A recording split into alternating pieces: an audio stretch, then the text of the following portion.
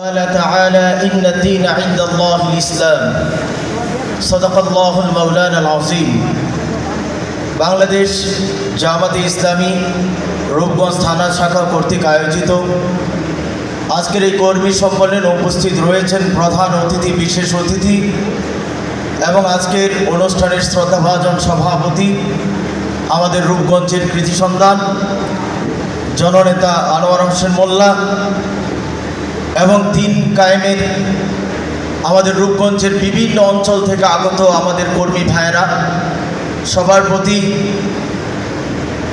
ইসলামী আন্দোলন বাংলাদেশ রূপগঞ্জ থানা শাখার পক্ষ থেকে আপনাদেরকে সংগ্রামী শুভেচ্ছা এবং পীর সাহেব চরমরায়ের পক্ষ থেকে আপনাদের প্রতি সালাম। আসসালামু আলাইকুম রহমতুল্লাহি ওয়া বারাকাতুহু। আজকে এই মঞ্চে এসে আমি আবেগ আপ্লুত হয়ে পড়েছি।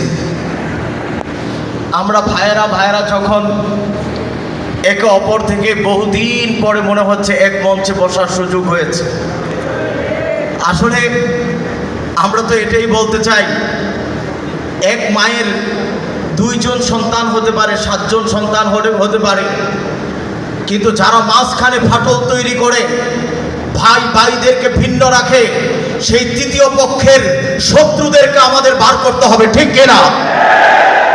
আমরা যদি এই কথা দ্ব্যর্থহীন কণ্ঠে বলতে চাই, আল কুফরু মিল্লাতুন ওয়াহিদা, সাইয়্যিদুনা মুহাম্মদুর রাসূলুল্লাহ সাল্লাল্লাহু আলাইহি ওয়াসাল্লাম আমাদেরকে আগেই বলে গিয়েছেন, গোটা পৃথিবীর সমস্ত কুফরি শক্তি এক, কথা বলেন ঠিক কিনা?